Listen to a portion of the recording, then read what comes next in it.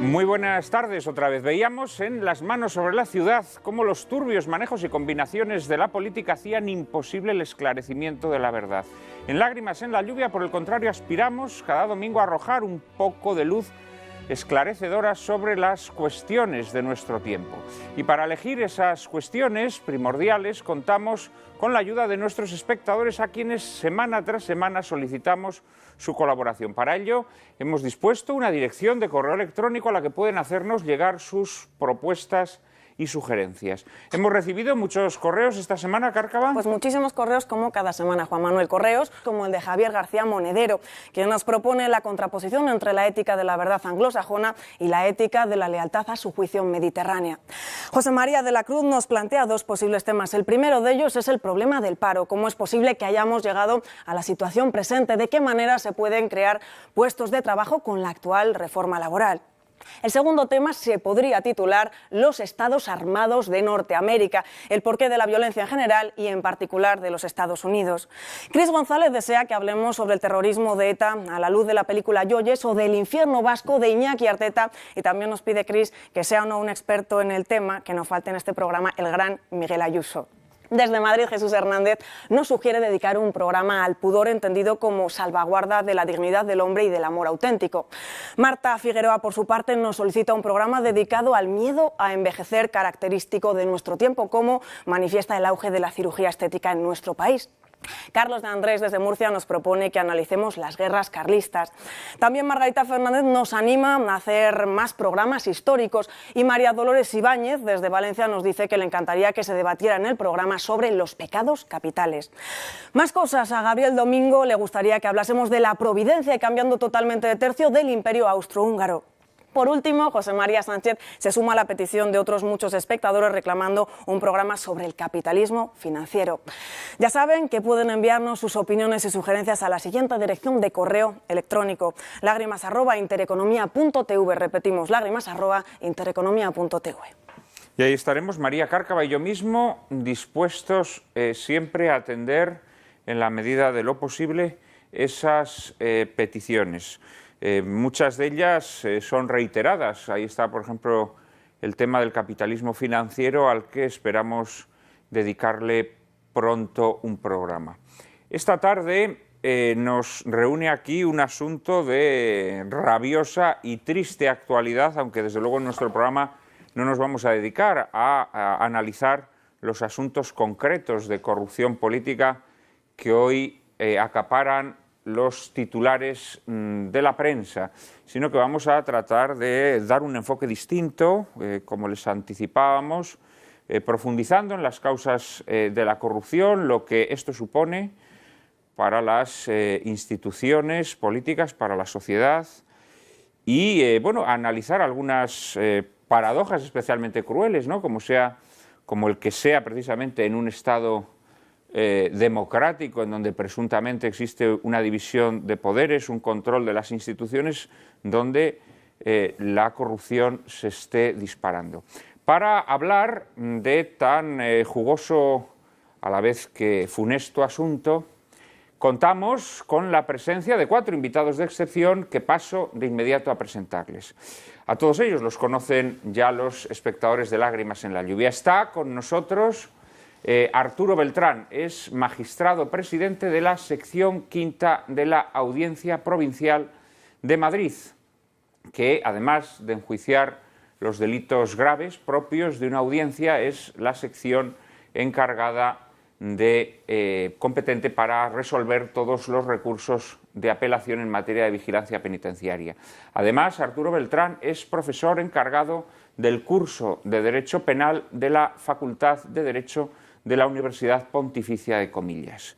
Querido Arturo, muchísimas gracias por acudir nuevamente a nuestra llamada. Pues nada, ya sabes que con todo gusto. Muchas gracias y buenas tardes a todos. Es un placer y un honor tenerte nuevamente entre nosotros, como lo es tener a una persona que todos los espectadores de Lágrimas en la lluvia aguardan siempre con gran expectación. Se trata de Antonio García Trevijano.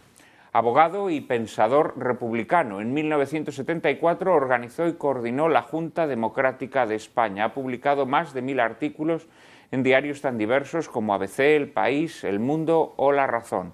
Y es autor, entre otros, de los libros La Alternativa Democrática, El Discurso de la República, del hecho nacional a la conciencia de España, Frente a la gran mentira, Pasiones de servidumbre o Teoría pura de la República. Querido Antonio, muchísimas gracias por acudir nuevamente al plató de Lágrimas en la lluvia. Gracias por lo de querido, no estoy habituado.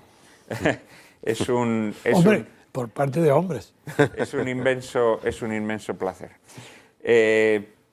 Nuestro siguiente invitado lo conocen todos ustedes sobradamente. Se trata de Miguel Ayuso, es miembro del Cuerpo Jurídico Militar, catedrático de la Facultad de Derecho de la Universidad Pontificia Comillas y doctor honoris causa por la Universidad de Udine.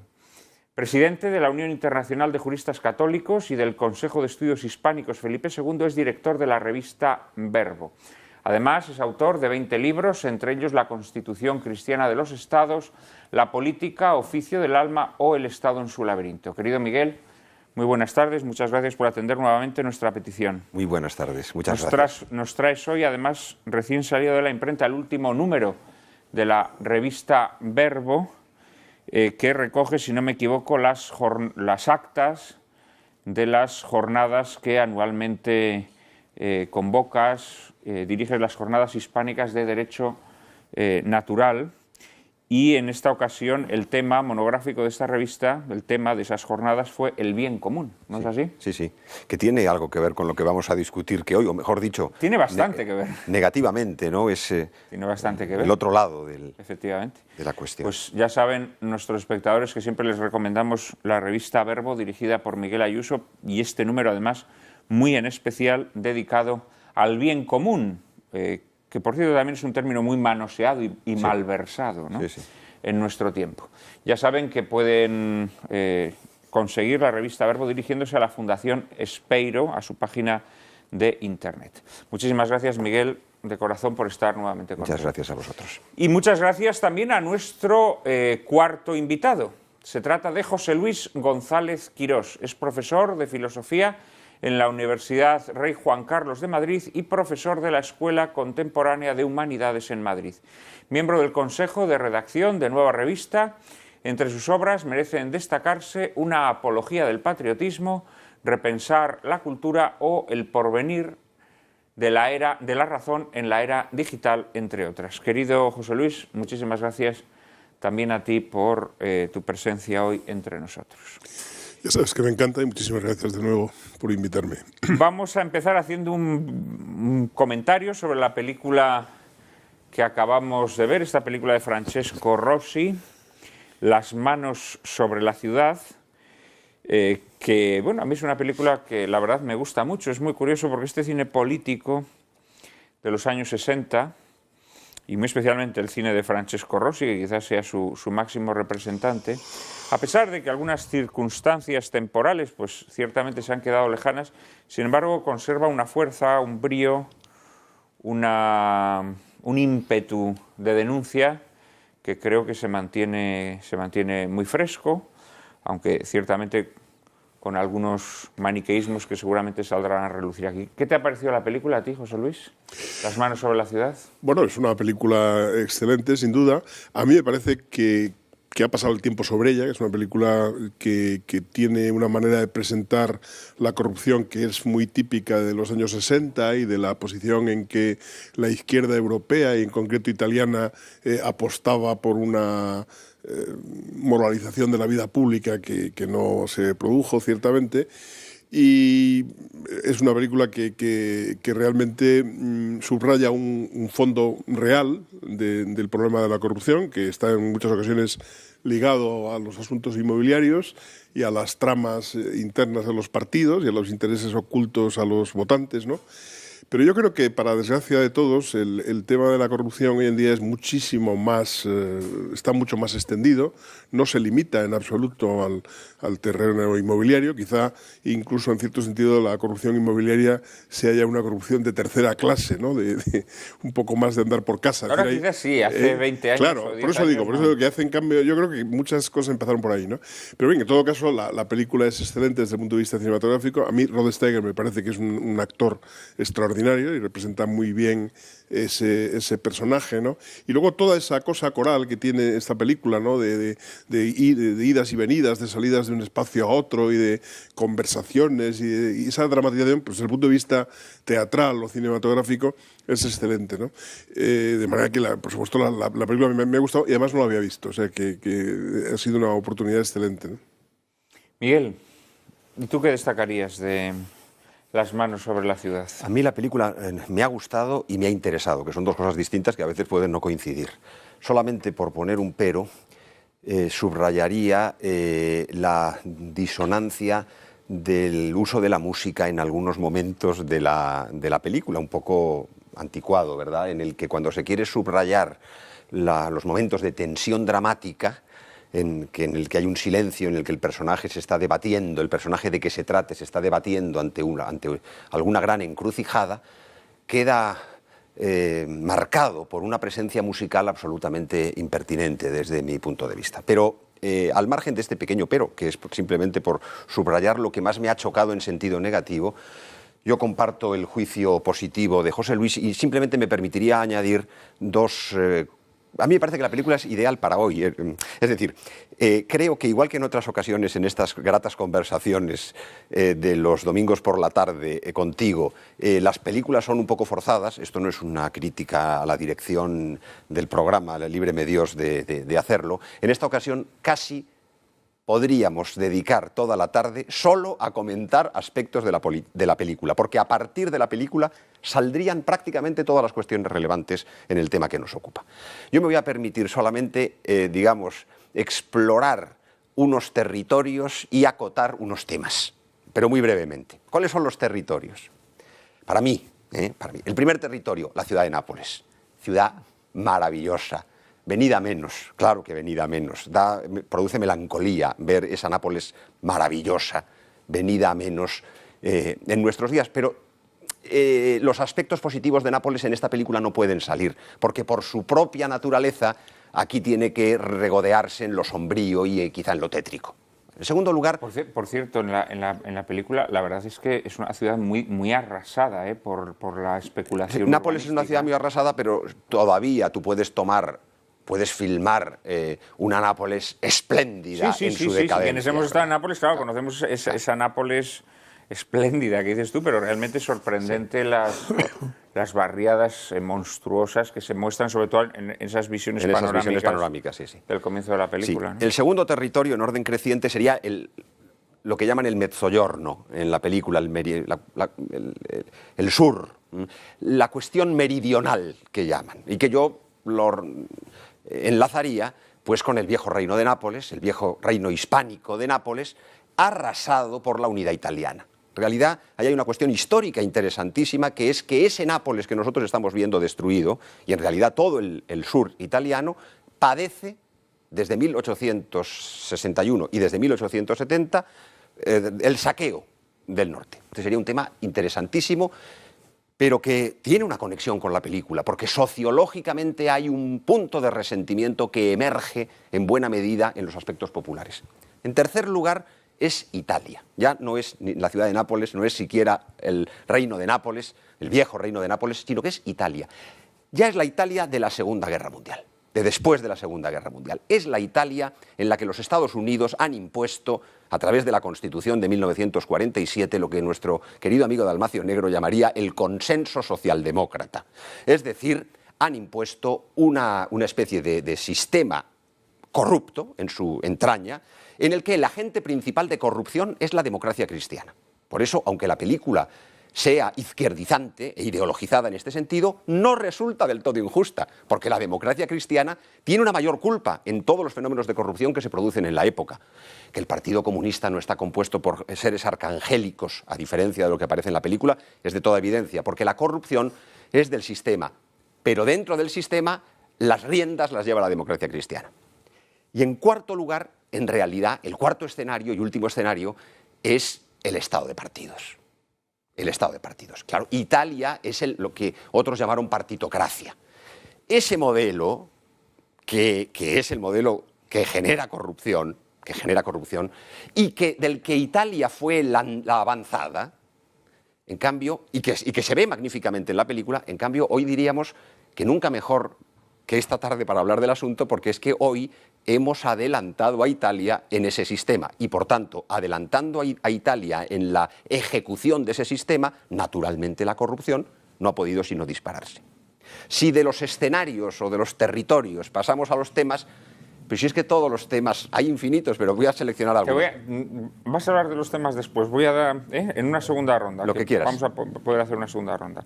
Ya que has situado estos escenarios, además de forma tan clarividente, vas a proponer los temas una vez que termine con esta ronda. Seguramente que Antonio García Trevijano, en algunas de las denuncias que ha hecho Miguel, podría estar de acuerdo, ¿no? Sobre todo en la denuncia del estado de partidos, ¿no? Sabéis que como gran promotor de la corrupción, ¿no? Sabéis que esa es mi principal contribución al conocimiento de la ciencia política, ha sido el desarrollo del concepto de estado de partidos, que está presente en todas mis publicaciones.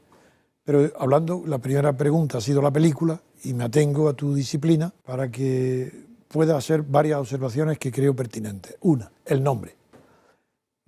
La película, En manos sobre la ciudad, es formidable. El título de la película. Rossi, el director, no tengo nada que descubrir, fue quizás el mejor de su época. Pero es una película antigua. ¿Por qué? No como documento cinematográfico, es eterna. ¿La ves antigua? O sea, ¿crees que se ha pasado que está un poco pasada? No como obra de arte cinematográfico, sino como argumento. Está pasado, no solo pasado, no es que sea antiguo, no es que sea como muchos que los espectadores, el 99,99% del espectador de la película va a creer que ese es el origen de donde estamos hoy, porque se ha exagerado. No, es que ha habido un cambio de calidad en la corrupción. Y por eso la película resulta antigua, casi anacrónica. Porque una cosa es la corrupción clásica, que era la corrupción que ha habido en todos los países que no tienen democracia en sus ayuntamientos ni en el Estado, como son los países europeos, a diferencia de Estados Unidos y de los regímenes representativos como el suizo o el inglés. Y ahora en francés también.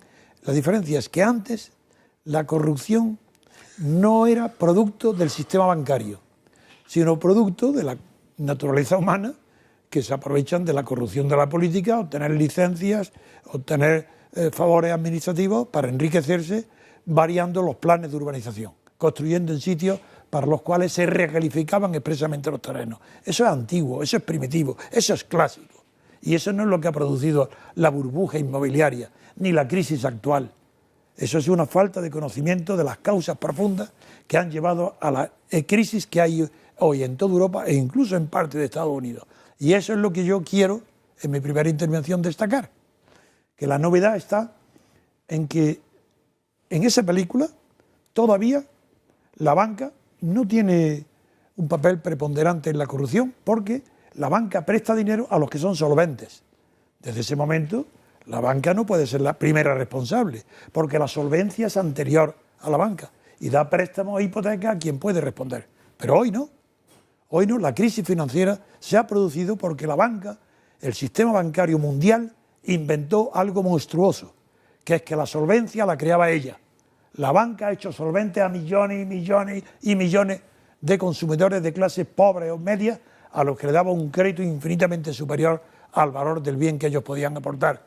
Y al que conseguía una hipoteca, la banca le ofrecía más dinero, para que además de la hipoteca sobre su piso, con ese dinero comprar otra casa en el mar o en la montaña, comprar automóviles. La banca creó la solvencia de las clases medias y pobres para que pudieran acceder a una vida para la que ellos no estaban ni preparados ni acostumbrados. Entonces hubo el despilfarro, ha sido una creación de la banca porque ha inventado paquetes de títulos valores susceptibles de ser cotizados en bolsa que no existían, ilegales, fraudulentos, que causa pavor contemplarlos. Una persona hace una hipoteca de un piso aquí en Madrid y su hipoteca, el banco la incorpora a un paquete y la vende en la bolsa de Nueva York y de Chicago. Y ese hombre ya no puede hacer nada, ni siquiera para cancelar parcialmente su hipoteca, no puede hacerlo. Necesita el permiso de un desconocido. Algo tan monstruoso para un jurista es lo moderno. Y eso no está en la película, pero eso no impide, para que yo crea que mi primera aportación es útil, de recordarle al oyente que lo que ha visto es la corrupción que existía en el franquismo. La corrupción que enriqueció a constructores, propietarios, que hubo licencias, muy bien, pero no la que ha enriquecido hoy, la que enriqueció hoy a la banca, que ha sido la corrupción que hemos conocido en la crisis general del sistema financiero, producido por los abusos de poder de la banca. Lo que pasa es que a constructores sin escrúpulos también se les ha seguido enriqueciendo, en fechas muy recientes. Hombre, claro, es llover sobre mojado. O sea que en ese sentido, yo la película tampoco la veo tan anticuada no, como vosotros lo que digo decís, es llover sobre mojado, eso es evidente. Y lo que ha comentado Miguel, ver este régimen que surge tras la Segunda Guerra Mundial, este régimen impuesto por los Estados Unidos, socialdemócrata, como el corazón de la corrupción, ¿coincidirías con esa visión? Yo coincido, y sobre todo porque digo algo, yo como no quiero escribir mis memorias, aprovecho cada vez que puedo datos personales porque son históricos y vividos. Yo pronuncié el discurso de la Junta Democrática presentándola en el Parlamento de Estrasburgo, en nombre de la libertad y de la política y de la oposición al franquismo, donde estuvieron pues todas las figuras de aquella época, que por cierto eran tan cobardes que ni siquiera se atrevían a ir en avión de París a Estrasburgo por si la policía francesa le declaraba a la policía española sus nombres y le tiraban el pasaporte. Y me obligaron a alquilar un avión privado para llevarlo a Estrasburgo, entre ellos Tierno Galván y compañía. Bueno, pues en ese discurso yo dije, representamos la oposición, vamos a tener el poder político en España, pero vendremos a Europa, pero no ni para pedir dinero ni para negociar mercados comunes. Vendremos a Europa a entregaros a vosotros la primera libertad política europea, la que nosotros conquistaremos en España contra Franco, porque vosotros no habéis conquistado vuestra libertad política, es debida a los Estados Unidos. Vosotros tenéis la libertad que los Estados Unidos han permitido, y los Estados Unidos, por necesidad y por inteligencia práctica, no consintieron que tuvierais en Europa una democracia como la de ellos. Por necesidad, porque Europa estaba destruida y necesitaban, uno, la aplicación del Plan Marshall, dos, la contención del comunismo. Y esas dos necesidades le obligaban a inventarse sobre la marcha cualquier tipo de régimen de poder sin importarle su naturaleza. Eso fue la necesidad. Y luego la conveniencia, que era mucho más fácil para Estados Unidos contar con la aquiescencia de 4 o 5 vejestorios que resucitó, que fueron los que derrotó Hitler y Mussolini, los Adenauer, los de Gasperi. Esos son los que los americanos los cogieron para que con su figura y sus nombres poder construir, no construir Europa, hacer imposible que la democracia triunfara en Europa. Y se puso el régimen de partidos, que no es una palabra que exprese nuestro querido amigo Miguel, ni que la diga yo, es que es la definición científica de lo que hay en España, está hecha en el Tribunal Constitucional de Bonn, por el presidente del Tribunal de Bonn, que definió en el año 54, ya definió el Estado alemán como Estado de partidos, donde dijo la barbaridad, que ya en ese Estado, la verdad, que en ese Estado que es el que tenemos, ha desaparecido todo elemento de representación, porque ya no se pretende representar a nada ni a nadie.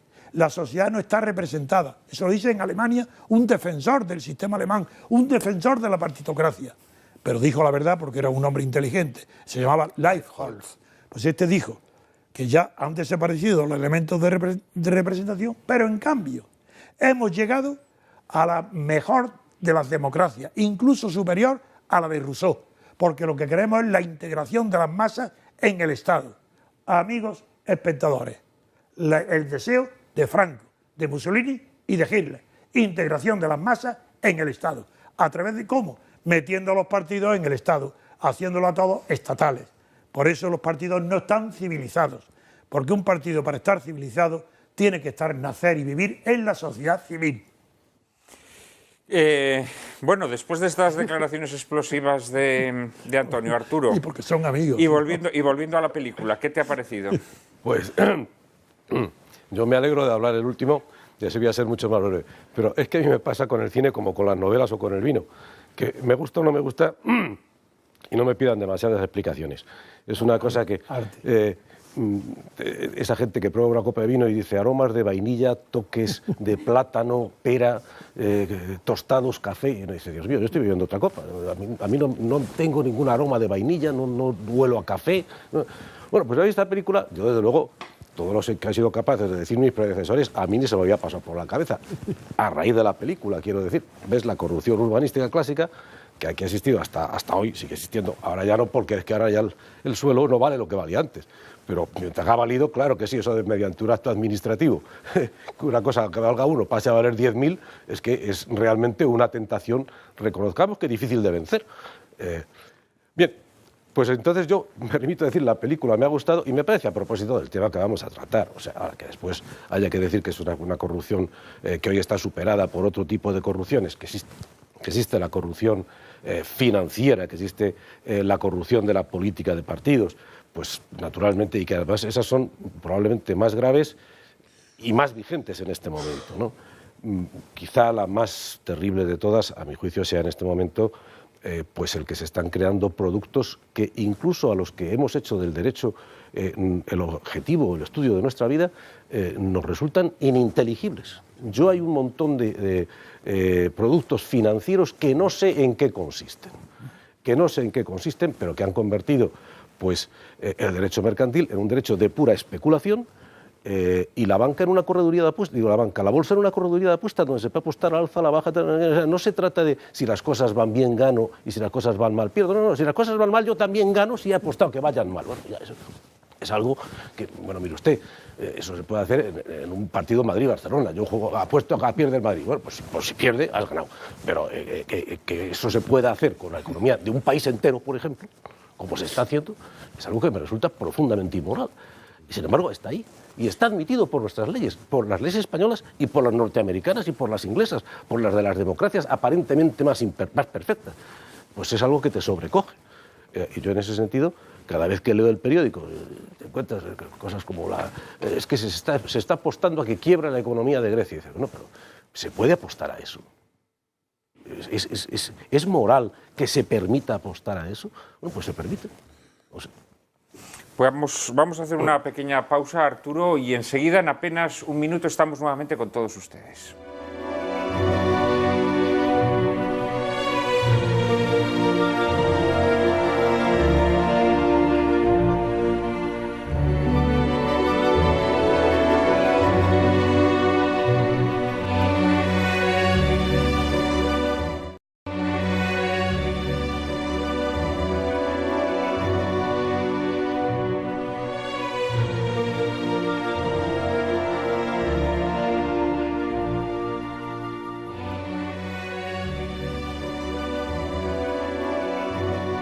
Muy buenas tardes, otra vez. Veíamos en Las manos sobre la ciudad cómo los turbios manejos y combinaciones de la política hacían imposible el esclarecimiento de la verdad. En Lágrimas en la lluvia, por el contrario, aspiramos cada domingo a arrojar un poco de luz esclarecedora sobre las cuestiones de nuestro tiempo. Y para elegir esas cuestiones primordiales contamos con la ayuda de nuestros espectadores, a quienes semana tras semana solicitamos su colaboración. Para ello hemos dispuesto una dirección de correo electrónico a la que pueden hacernos llegar sus propuestas y sugerencias. Hemos recibido muchos correos esta semana, Cárcava. Pues muchísimos correos, como cada semana, Juan Manuel. Correos como el de Javier García Monedero, que nos propone la contraposición. Aunque desde luego en nuestro programa no nos vamos a dedicar a analizar los asuntos concretos de corrupción política que hoy acaparan los titulares de la prensa, sino que vamos a tratar de dar un enfoque distinto, como les anticipábamos, profundizando en las causas de la corrupción, lo que esto supone para las instituciones políticas, para la sociedad y bueno, analizar algunas paradojas especialmente crueles, ¿no? Como el que sea precisamente en un Estado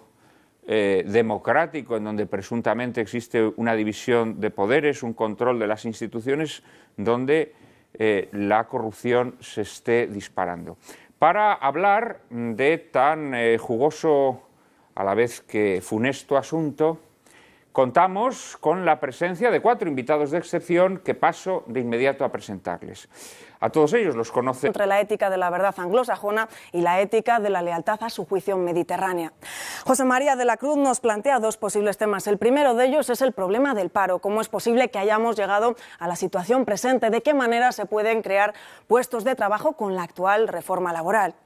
El segundo tema se podría titular Los Estados Armados de Norteamérica, el porqué de la violencia en general y en particular de los Estados Unidos. Cris González desea que hablemos sobre el terrorismo de ETA a la luz de la película Yoyes o del infierno vasco de Iñaki Arteta, y también nos pide Cris que sea o no un experto en el tema, que no falte en este programa el gran Miguel Ayuso. Desde Madrid, Jesús Hernández nos sugiere dedicar un programa al pudor entendido como salvaguarda de la dignidad del hombre y del amor auténtico. Marta Figueroa, por su parte, nos solicita un programa dedicado al miedo a envejecer característico de nuestro tiempo, como manifiesta el auge de la cirugía estética en nuestro país. Carlos de Andrés, desde Murcia, nos propone que analicemos las guerras carlistas. También Margarita Fernández nos anima. Ya los espectadores de Lágrimas en la lluvia. Está con nosotros Arturo Beltrán, es magistrado presidente de la sección 5ª de la Audiencia Provincial de Madrid, que además de enjuiciar los delitos graves propios de una audiencia, es la sección encargada competente para resolver todos los recursos de apelación en materia de vigilancia penitenciaria. Además, Arturo Beltrán es profesor encargado del curso de Derecho Penal de la Facultad de Derecho de la Universidad Pontificia de Comillas. Querido Arturo, muchísimas gracias por acudir nuevamente a nuestra llamada. Pues nada, ya sabes que con todo gusto. Muchas gracias y buenas tardes a todos. Es un placer y un honor tenerte nuevamente entre nosotros, como lo es tener a una persona que todos los espectadores de Lágrimas en la lluvia aguardan siempre con gran... hacer más programas históricos, y María Dolores Ibáñez desde Valencia nos dice que le encantaría que se debatiera en el programa sobre los pecados capitales. Más cosas. A Gabriel Domingo le gustaría que hablásemos de la providencia y, cambiando totalmente de tercio, del Imperio Austrohúngaro. Por último, José María Sánchez se suma a la petición de otros muchos espectadores reclamando un programa sobre el capitalismo financiero. Ya saben que pueden enviarnos sus opiniones y sugerencias a la siguiente dirección de correo electrónico: lágrimas@intereconomia.tv. Repetimos, lágrimas@intereconomia.tv. Y ahí estaremos María Cárcava y yo mismo, dispuestos siempre a atender, en la medida de lo posible, esas peticiones. Muchas de ellas son reiteradas. Ahí está, por ejemplo, el tema del capitalismo financiero, al que esperamos dedicarle pronto un programa. Esta tarde nos reúne aquí un asunto de rabiosa y triste actualidad.